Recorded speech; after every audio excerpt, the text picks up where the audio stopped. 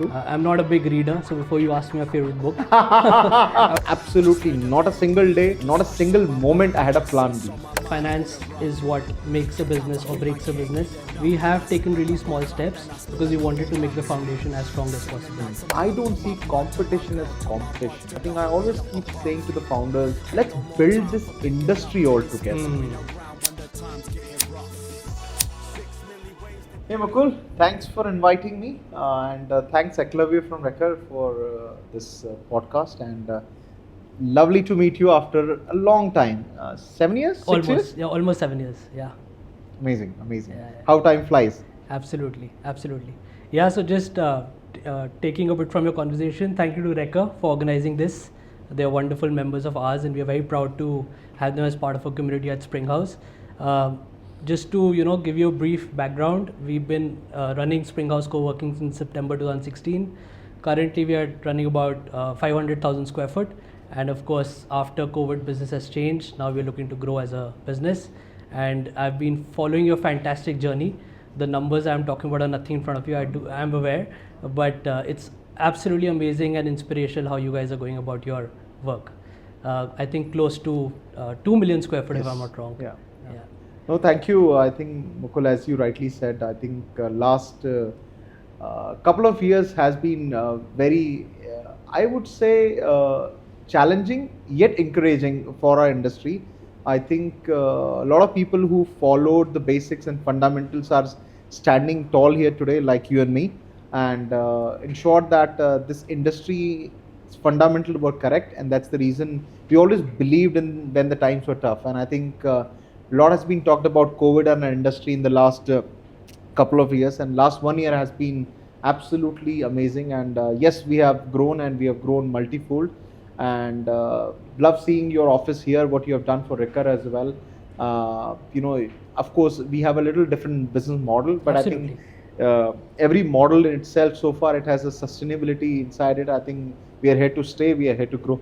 So I think would love to also know about your journey of what you have been up to and what are your plans, and I'm sure it will be good to discuss and also share the bondings from the last 7 years since we met.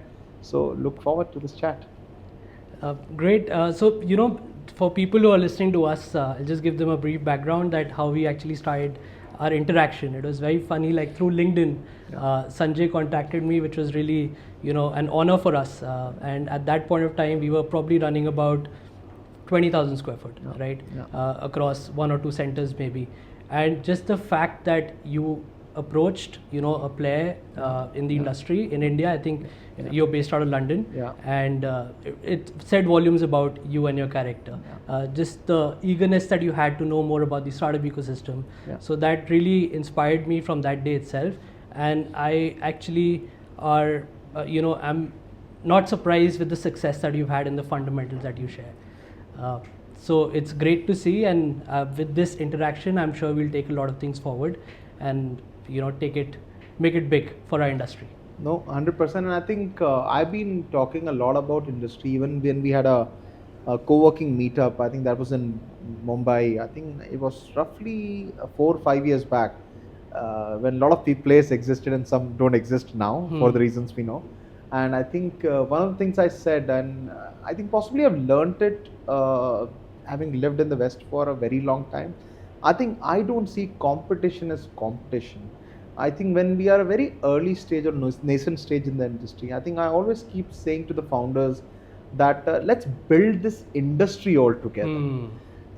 Not worrying about our share. Our share will come. I think our share will automatically come if our industry grow. And I think that's what thankfully COVID has done. Yeah.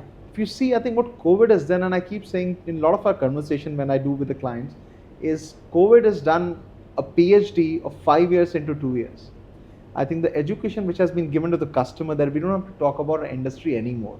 The customer are so vocal about, and some of the meetings we do are so encouraging that they are selling our industry, why we are choosing. So I think what more to say? I think that speaks volume. So I think for me, this industry is still in a very nascent stage. Even if I talk about a macro number, let's say Tokyo Metropolitan has a 1 billion square feet of commercial real estate, just Tokyo Metropolitan. right? And if we talk about India per se, we are not even 800 million square feet. So I think we have not even started from a commercial real estate. Wow. And when I talk to large private equity funds, which we are also trying to work with, I think one thing is very clear, especially people who have got exposure in the West. You talk about Singapore, talk about London, talk about New York. I think at least good 50% of the commercial real estate will move into our industry. That's a very big statement to make, which is possibly crossing maybe 20-22% today. So I think we all have a growing commercial real estate market and a growing industry. I don't think a lot of industry can talk these numbers. Right. So I think we are in great space, and I'm sure, like I said, let's build this industry together. We'll have our own share of pie, whichever, based on merit and our hard work which we do. So the best is yet to come. The best is yet to come, for sure. And speaking a little more, taking you back from your co-working journey, how about you give us some sense about the entrepreneurship journey that you've had? Was there any other venture that you're doing before this? Or has this been the first one? And if yes, then share some experience from the past venture. So, it's been a journey. This started when I was building an investment platform from London, investing into Indian startups. And I think with that time, I had a very simple thought, and as basic as it goes. Before I put somebody else's money, let me put my own money to test Indian market. Because while I have grown up in India, but left India almost 16 and a half years back. Wow. And I thought, before I started putting this money into investment platform, once I understand India, and this journey into co-working started for my own startup. I took a space, I put a place, rather we almost launched 3 cities together, which is Gurgaon, Indore and Lucknow. And which is very unconventional, because most of the players back in the days in 16, 17 were not even considering tier 2 markets. But I think I have always taken a people's approach rather than a market approach. If I found good people whom I can work with, literally, so I've always gone by my gut feeling that let's start something. So far, if people are right, market can be wrong, industry can have issues, but I think if people are right, I think you can build anything together. And with that very mindset, we started putting our resources into tier 2 markets, which thankfully has really given us a lot of success. Lately now everybody is coming to tier 2 markets now. For all the reasons we know that the talent has moved to tier 2 markets. We have been a pioneer in many cities starting this industry altogether. So I have always taken the road which is less traveled or not traveled. And I think... and was that a conscious decision, or it just happened as you went along? If you ask me, it just happened. Right. I think a lot of people may not agree, but I think less and do more. I will make a decision and then try to rectify it rather than not making a decision. And I think that has been the single most, if you ask me, even I think a lot of people ask me, how did you go on with COVID? How did you survive? Everything I can talk about my hard work, the issues, the challenges which we've all gone through as an industry. One thing which has led me to where I am today and whatever we are doing at a company level is making decisions.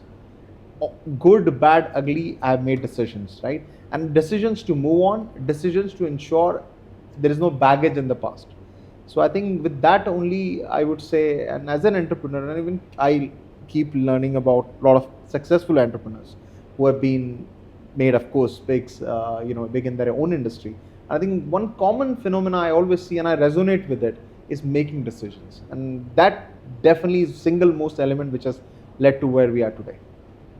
Amazing. And another thing, talking about COVID, which you just said a while ago, I think what it taught us was patience and perseverance, right? Because at that point of time, everyone was wondering what is happening. Are we going to actually see the next day or not? In terms of your health, one, and of course the profession as well. Correct. Businesses like ours did go through a very, very tough time. Yeah. It was very difficult to keep people together, keep employees together, also get the right kind of discounts from a landlord, because that became a very big aspect, as 50 to 55% of our cost Correct.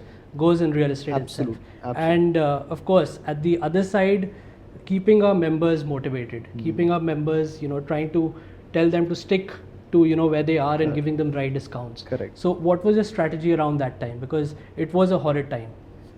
I think, I'm sure you also, Mukul, would have made a decision based on companies based on what is possible, what is fair. While we were in trouble as well, based on because we have a lot of exposure to the long leases which we have committed, and nobody expected this. But I think we took a very conscious call on fighting the fight which was worth fighting. Yeah, where there was a customer and where we knew the contract is solid, where we knew that the lock-in is there, and if they try to budge with it, of course we wanted to ensure that there were startups in the process which, for whatever reasons we know, of course the scarcity of funds, primary reason, and we let them go. And I think with that in mind, I can tell you on records and out in the public, I'm not sure many people can talk about it. We have absolutely candidly zero disputes, zero litigation across India, no landlords, no contractors, no employees, not anybody. So I think that is what we have achieved. In the process, we might have lost a little bit more money. Of course. But what we didn't carry is the baggage. And I think that has been another reason for our success factor, especially in the last 1.5 years. And I think we always wanted to ensure, even in COVID, we had a lot of redundant employees for the reasons we all know. We did not fire a single employee, period. We just did not do it. I think, again, because like you rightly said, our major cost was the landlord cost. Yeah. So we rather negotiated, we worked with the landlords. Absolutely. Rather than, really working, okay, what do I do to cut my employee's salary, or what do I do to, get rid of the staff which is not relevant right now because the centers are closed or not functional or whatever. So I think we tried to utilize, and there was a lot of hard work. I think just one more thing I can share it with the forum here is I did not let my employee watch Netflix. Yeah. If there was no work, they were still working, doing online research, finding out what are the potential customer, making database. People who didn't have the primary job, let's say an operation manager didn't have the job of operations because there was no center. But we ensured they're busy. Yeah, I wanted skills. They're doing something constructive during the day. Yeah, I think whenever I was speaking to other founders, they were always keep talking about, don't have any work, we start, we do this, we do that. And not more founders, but our founders were fighting. And then, a lot of employees were talking about, we start our day with Netflix, end our day with Netflix. And I can pretty much confidently say that my team, I ensured at least they're busy. And I think a lot of work has gone in COVID. We built platforms, we built PropTech platform, which we're going to launch. So hard work not just gone from me, and I give all the credit to my team who stood tall in those times and really put in that hard work, which has paid off post-COVID. And that's it. I think it was a teamwork, and yes, the perseverance, patience, the two word which has definitely were close to our heart, and we have stood tall. And the final bit is never had a plan B. Absolutely not a single day, not a single moment I had a plan B. Where we know what has happened to quite a few players in our industry. But I never had a plan B. I had this fundamentals right of the business. I have to see the better time. And thankfully, we are in the better time. Absolutely. So, and hence we are sitting here, and it's an honor, to be sharing the same room as you. Great, Mukul. Again, as I said, I think it's more friendship, and I think I keep saying to everybody, I think possibly I can get more founders in our industry in a single room. Because I've always seen everybody as friends. Right from day one when I met you, when of course I was really entering and understanding even India. Forget about industry, and you were kind enough to at least have a discussion, have an open discussion, and I think these memories we cherish. And thanks to Eklavya and Recur for us connecting us back after a very, very long time. And these are the moments we enjoy, we cherish, and we share each other's journey. I think there is a lot of inspiration and learnings from each other. So, it would be good to know how last few years have been for you, and what have you done differently from what you were doing before to ensure that we see this day today. So see, as you rightly mentioned, it's about the fundamental of the business. We've been running this business, as I said, for almost 7 years. September 2016 is when we started this. We have taken really small steps because we wanted to make the foundation as strong as possible. Right. We haven't believed in taking a lot of funding for our projects from like external funding in terms of equity, because that's a long-term kind of a partnership that one may look at. I'm not saying we're not going to do that in future, but it just hasn't happened in the past. Now things are obviously going in the right direction. They are growing as we wanted them to grow, and hopefully one day the way we are going, and if we feel that there's a right strategic partner coming in, we're open to it. So keeping our checks in place, I think finance is what makes a business or breaks a business. So keeping that in solid check, whatever money we've picked up, whether that's in the form of debt or whether that's coming in from the landlord, ensuring that the returns are going in time. Because if you respect that, then obviously your business is respected at the end of the day. So just small things like this. Of course, keeping utmost care of our employees. That's been our focus always, and customers. I mean, without them, none of us can exist. So that has been something that we've always focused on. We've tried to go that extra stride.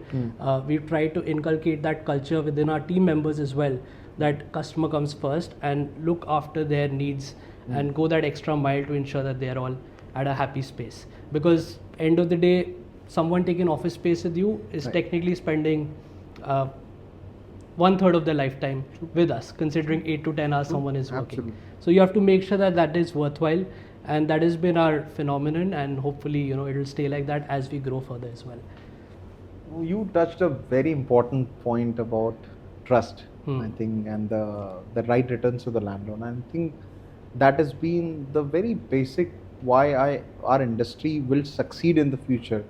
Because again, I've been talking about this within the industry, within the forums I've been part of, that we are no different from a hotel industry, and that we are a specialized operator which can run the operations of a managed office or a co-working or a commercial real estate more efficiently than a landlord.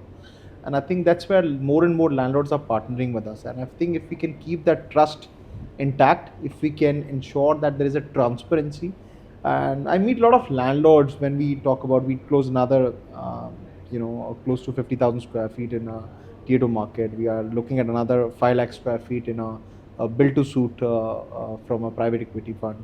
And I think all these discussions which we are having, and whenever they talk about how would we ensure transparency, I only have one answer: is there any other way?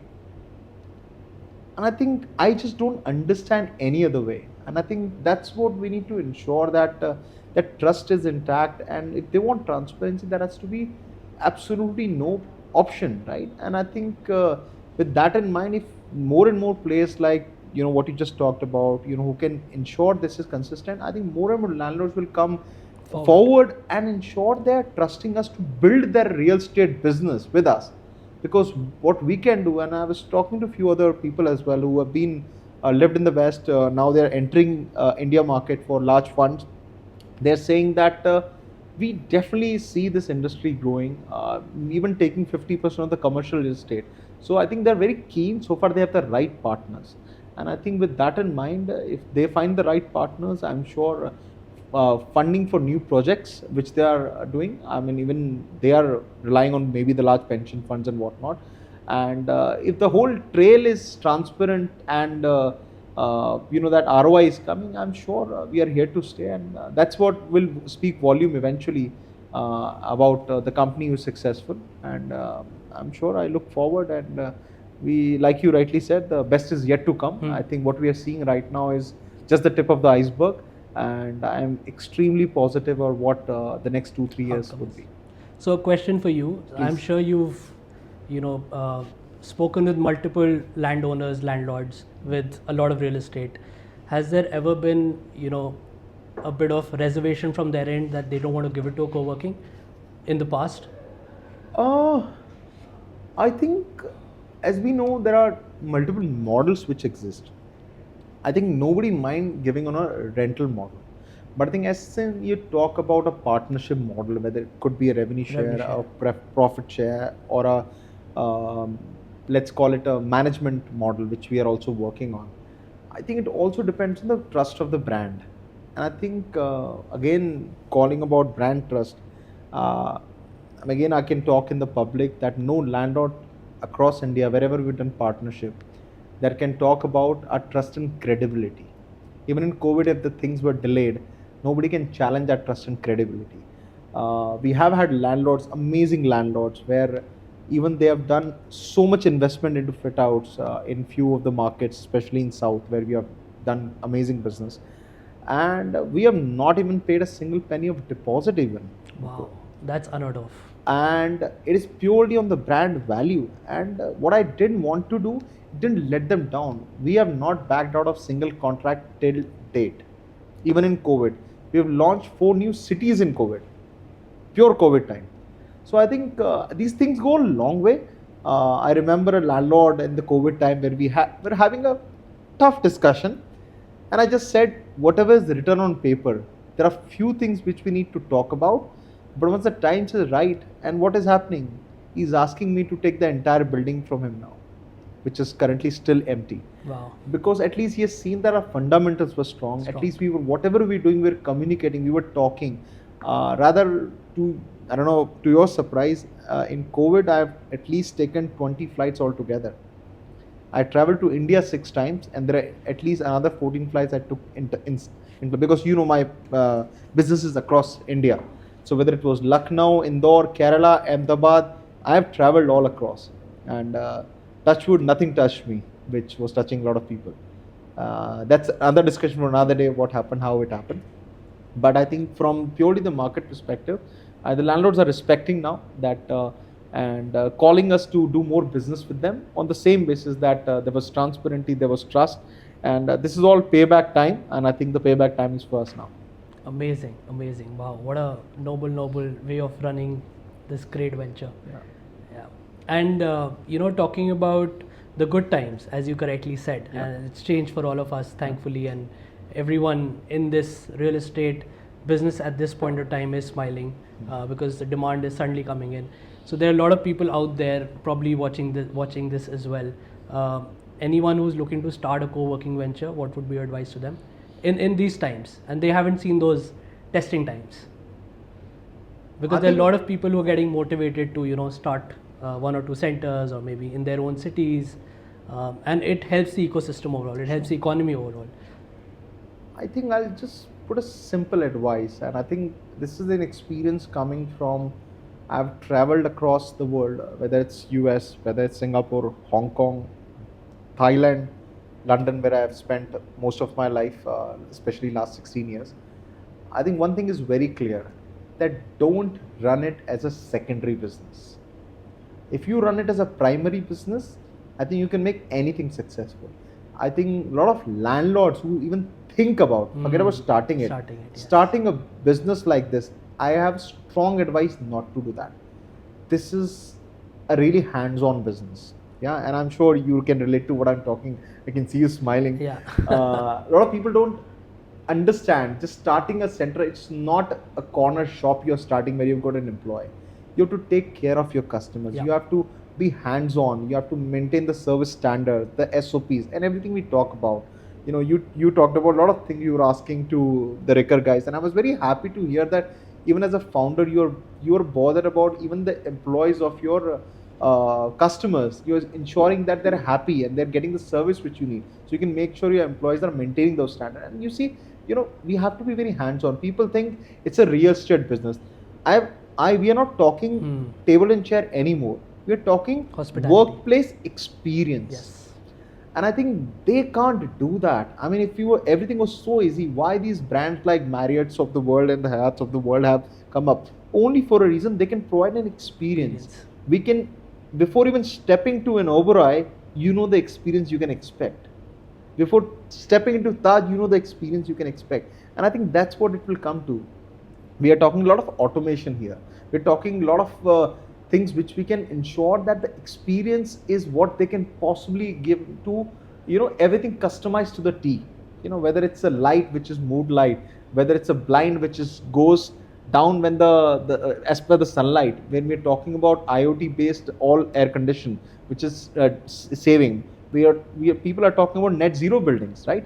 We are partnering with landlords who are building a net zero building. Sustainability, ESG is a big factor. So I think, again, talking to all these factors, and the final fact is one, this is a business where your customers will trust you.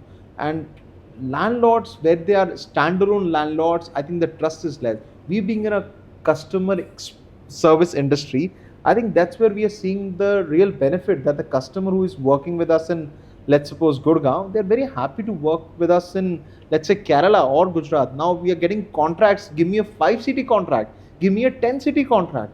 Okay, some city we are not present. So we are doing enterprise deals wherever we are not present, but we are not starting a typical co-working center. We are doing an enterprise managed office deal. So I think, my 2 cents for anybody who's starting is start if you can devote your 100% of the time. If that's the case, I'm sure any business, if you put in the hard work, you have the right resources, I'm sure you can make it successful. And how do you go about building the right team? Because everyone has to be thinking the same direction and be customer centric, hospitality, because these are the keywords in running the business. So are you hiring people who are from hospitality background in the past, or is it just that you're hiring people looking at how they are and their intent and their drive? Is there a fixed way of looking at the people that you're hiring at this point in time? So I think thankfully, of course, that now the team is much bigger and spread across all over India. We are close to 14 cities operational and another 3 cities coming in the next 3 months alone. So I think with that spread out approach, I think we are only getting involved in 2 hirings. One is the sales hiring, and also for us only the leadership hiring, thankfully, which has been done already. Yes. So I think for any person who's starting new, I think they have to really look at the characteristics, especially for the initial 3-4 members. They have to work for more than the salary. People who are passionate about doing it. People who can really work on wealth creation with that company. If they look at a typical salary, they will exit very soon because they might get a better offer from somebody else. So I think you really need to look at people who can really give you shoulder to shoulder. People who are standing with me. I think kudos to them. People who have been with me for 5 years, people have been with me for 4 years, 3 years. I think, and some people who joined me just before COVID, they're still with me. And I think that team has made wherever we are today. And for me, it's finding those, like you said, attitude is more important than aptitude. And I'm sure you can sense what I'm talking. With the team members, that, okay, he's made a mistake, it's okay. But his attitude is right. If he made a mistake, it was not an intentional mistake. It was a mistake because it happened. And it can happen with us as well, even though we have been in the industry for long. So I think absolutely people who have the right attitude is the very first thing I would suggest to look at. And then I think, take decisions. Again, coming back to my same thing, make decisions. Don't drag it. Amazing. It's as I said, it's very enlightening to hear from you and see how you've been going about the things that you've been doing. And we haven't interacted in the last 7 years. I know. I can say that. But I've been following your work. I've been following how you've been opening your centers, the customer sentiment towards your brand, and everything's been absolutely A-class. So I must congratulate you on your journey, and I'm sure there's a long way to go, and we're going to make our industry proud. No, thank you, Mukul, and again, same to you. I think wherever you're operating, and you've got a lot of prime locations as well where you're operating. Your brand is clear on MG Road as well, which I always see. Now that I've moved to India in the late last year, right. Having decided post-COVID that traveling was not as easy as we always thought, just book a plane ticket. So I think, absolutely a great brand you have built in Delhi NCR where customers are appreciating. And I can see how much bothered you are on a day-to-day basis in a very small, observation I did. So I think, again, this goes a long way, and I'm sure customers referral are the best referral. I'm sure if these guys are happy, I'm sure there are other customers who speak the same sentiment. So congratulations to you as well. Long way to go, and definitely will grow together. Absolutely. Sure. Look forward to the great journey ahead. Yeah. So we've been reading a lot of news these days about reverse migration, and you're one of the prime examples. I mean, you were well settled in the West, as you said. You worked for 15 plus years? Yeah, 16 and a half 16 years. and a half years, as you correctly said. You had a well-established life there, and you decided one day, why not come back and give back to your own people, one, and second, build a solid business. Yeah. So what was the motivation around it? How did you, choose to do that? Because that life is definitely much easier when it comes to your day-to-day things that you do. So any thoughts on that? So Mukul, I think I'll talk very practical stuff here.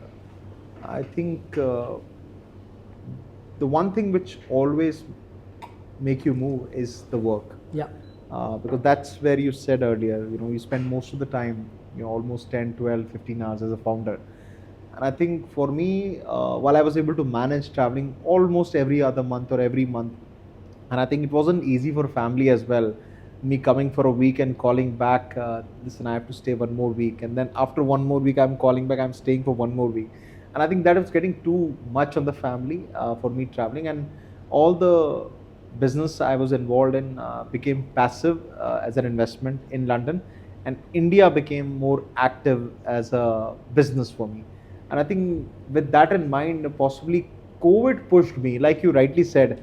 I would not have made a decision to move if it was not COVID time, or COVID made me realize rather, because things like you said, it was happening. I was traveling, I was fine on the flight, in the hotel more than 100 days in a year. It was all fine, but I think maybe the COVID made us realize travel is not as easy, because coming to India in the COVID time, which I said, I took almost 6 flights back to India, back and forth. So I think with that in mind, I thought wherever we are, at least with family together, and I'm sure you can understand that health also suffers when you are doing long travels, long flights, and especially staying in a hotel. So I think that really made me move.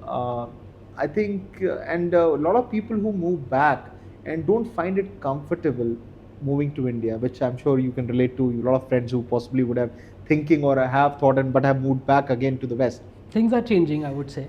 I think one of the biggest reason, I think they always have a plan B. And again, coming back to my earlier, when I moved to India late last year, I never had a plan B. I'm going there, and that will be my home again. As simple as that. So I think when you start comparing things, is an issue. I think you stop looking at the good part.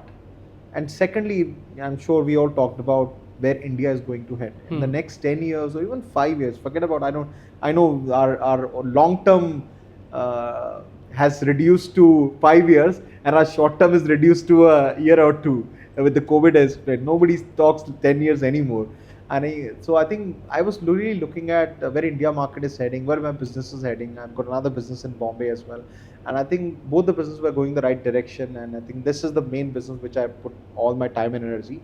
And I think with that in mind, I thought wherever I am, I'm with my family, I can take care of my health better because I'm not waking up early. I've been waking up 4:30 a.m. for the last 3-4 years at least. Wow. Because India, it was 10 o'clock. So I was doing a reverse call center, and taking sales meeting at 4:30 a.m. in the morning. So that's the journey I've been through, and I think that made me realize that okay, let's take hands-on approach. And I think that decision has been absolutely amazing. I think since I moved here, we made a lot of big decisions. I'm on the ground. I'm more confident because I can really move things, and I think that's one of the key reason for whatever little we have been able to achieve in the last 1 year especially. And I think I'll say last 1 year and all the efforts before it, which has led to whatever success we have achieved so far. And so I think health, family and business has made me move. And I'm happy with the decision, very happy with the decision indeed. I never had a second thought. And talking about entrepreneurship, are there days when you just feel lonely, that am I stuck, I'm not moving forward? Are these kind of thoughts that come to your mind? Yes. Because entrepreneurship can be a lonely journey. It can be, and I think I'm sure you can relate to, especially in the COVID time, when there were days you cannot share things with anybody. And I think you're talking to yourself, right? Yes. And I think those were the days when you realize that entrepreneurship, it is tough. I think tough from the perspective because I always had taken that stance, whether it's good, wrong or right, I don't know, but I only share good with the family, not the tough part. And that's the way I've been. I can share the good, all the celebration, all the successes, yes. But when it comes to things which really tough and going in my mind, how we had to manage the business in the COVID times. Yes. And especially for me, because I was remote, a lot of people negotiated face to face. I could not do it, even I wanted too hard. So I think those things which I had to do remotely, and I wanted to ensure my family is not impacted. And I think that was tough because I always wanted to ensure my family is not getting impacted with whatever happening in my business. That was my decision. I took that call doing a business. They were part of it, but I didn't want to drag them into the tough time which I've seen. So, I mean, as they say, right, entrepreneurship is like running on a treadmill. Yeah. It never stops. You have to keep increasing the speed. Absolutely. And I think that's what our life is all about. Right now you are at 2 million square foot. I'm sure next time when we have this kind of a gathering or a podcast, we could be talking double the numbers. Yeah. So you're just increasing the speed, and that's the beauty of it. Yeah. And best part of this is that the colleagues that you have, the team members that you have, Yeah. when you look at them, when you Yeah. look at the success that they're having, as you correctly said, Correct. wealth creation, that's very important. Yeah. Because everyone requires that kind of motivation. Absolutely. When their shares are increasing, and that gives you that satisfaction, that gives you Sure. that motivation about the employees. And in our business, I would say the most integral part is the domestic staff, because Sure. we can't move a day without them. Absolutely. And it's very important to look after that part of our business, because they are the ones who are actually standing there 8 to 10 hours a day. Otherwise, the community team, the community managers or the sales team, they're there, they're coming, they're doing their work, but end of the day, and in COVID, this was tougher for them as well. Yeah. So any word on them and the hard work that they put in? Have you outsourced that part of your business? Are you hiring your own? So I think the last mile we have outsourced, of course, because any blue collar staff we have outsourced completely across India. But again, I think maybe there are indirect employees, but they're still employees. So I Yeah. think I always wanted to ensure they are being taken care. Even there are few, let's call it office boys who are on payrolls. Again, as I said, even directly or indirectly, at least we did not fire anybody, which lives got impacted, because I think our bigger fight was with landlords and ensuring we negotiate well Yeah, and we yeah. can sustain and survive in the best possible way. I think most of our landlords were very fair in taking that approach, and that's the reason they still see us as a partners in the journey. And when the good time is here, I think they want to work with us and do more business together. So I think great work what they've done, especially in the front line where a lot of fear was there, a lot of fear. Yes. And, especially in the time when India the second wave happened, there was a lot of fear, and of course I was not able to travel as well, and I was hearing stories, and I don't want to dwell too much, but yeah, it was a time when we were expecting people to do what they required to be done. So hats off to what they've been able to do, brave, and really doing what is required that time. So Great. So a fun question for you. There are so many enterprises out there. There's so many startups out there who are doing so well. Any inspiration for you that you? I'm not saying exactly identical, but the way the company has been running, their fundamentals. Do you look up to any company as such, or are you mixing, matching a bit of everything and creating your own kind of recipe? So I think, again, a lot of people have spoken about the startups which are doing the normal business, which is being profitable. I think ensuring that business is generating Enough cash profitability. flows, yes. And, I'm sure we all have listened to the stories of Zerodha and, companies like those who have done amazing work by just doing simple business. And I think that's what is required for a lot of early stage startup. And thankfully, I think some of the companies, even in our industry, and which went for some tough time, and like we all of us, and I think I always wanted to ensure that any company whose fundamentals are right and doing profitable business, I think it's here to stay and grow. There are times which are tough, and I'm sure as some of the founders could manage it. Some whose intention was still right but could not manage it for their own reasons. So I really look forward to all these companies who are profitable, making business sense, and ensuring every transaction in itself, especially in our industry, in isolation, it's making commercial sense and not just doing for the sake of doing a transaction. How Well about you? put. Yeah, I mean, I come from the same school of thought. As I said, it's always been our intent, and our focus has always been to be bottom line strong. Of course, in a growing business, that might not be possible at all times, but you have to be realistic. As there's a very famous term these days called EBITDA. We probably didn't hear about it 3-4 years ago as much. So you're checking with your CFO what is the number that you're hitting at, and it's good to take that reality check every quarter, if not every month, because when you're growing and as fast as you want to grow, there could be days when you're not really focusing on that, but there are people who are watching the books like hawks. Absolutely. And that is very important. And as you said, it's not about how big the numbers are, it's about how solid your numbers are. So that's the school of thought that we have, and I personally believe this business looks really rosy from outside, Yeah. but it's very hands-on. It keeps you on your toes, Absolutely. and everything has to be calculated to the minutest of details. And if you get that right, if you get that recipe right, then it's all about replicating and creating that right SOP. True. Today morning, I had a chat with someone. I won't disclose the name of the brand, but until 2016, they had one hotel, and they started the brand in 2010. Now there are 70 plus hotels. So I was very assumed to see how did they grow so fast, so quick.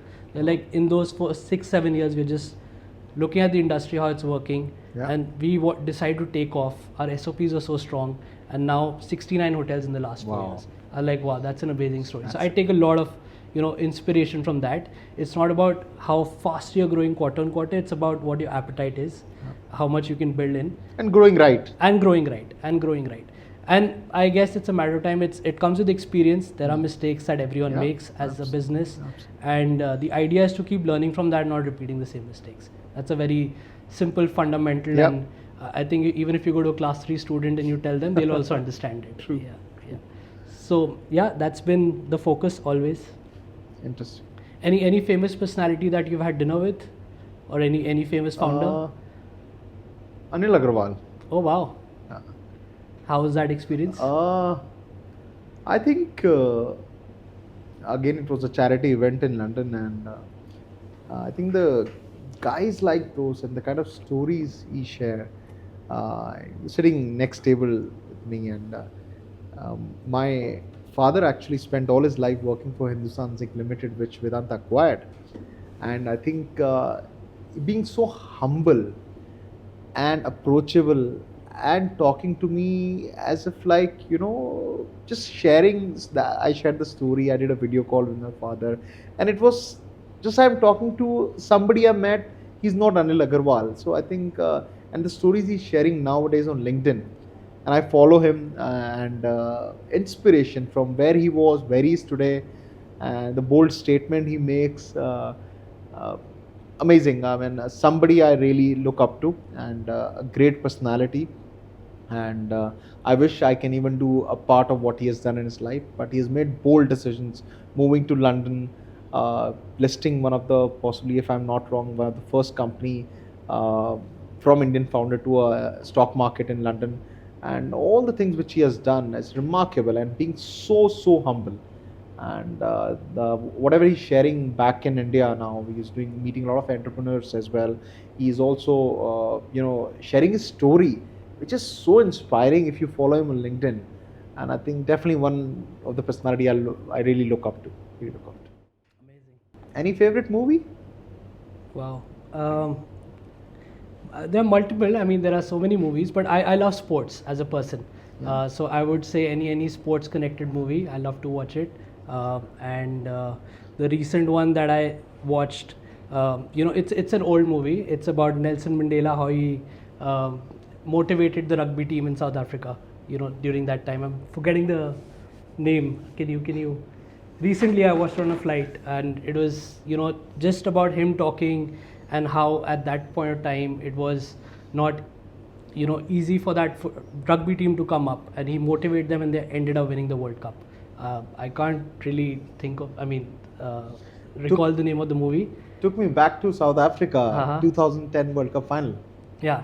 I saw him live. I was there in the Yeah. World Cup final. So, Rugby? Yeah. No. Football. Football World Cup. Yeah, Okay. where he was, I think, possibly, before he. So it's great. Yeah. Great personality, and lot to. So these kind of inspirations always keep you going, and I love to listen to and watched a lot of YouTube videos, that gives you this kind of knowledge. True. I'm not a big reader, so before you ask me a favorite book, I would rather watch the videos and listen to podcasts. So yes. Okay. Any favorite founder you follow, you look up to? As you rightly said a little while ago, Zerodha, I think what they've done, it's absolutely tremendous. And Nikhil Kamath, I had the honor to meet Nikhil at one of the events. Right. And just how down to earth those guys are. I mean, they've achieved so much in life so early, and keeping it so simple. They make it sound like it's a cakewalk.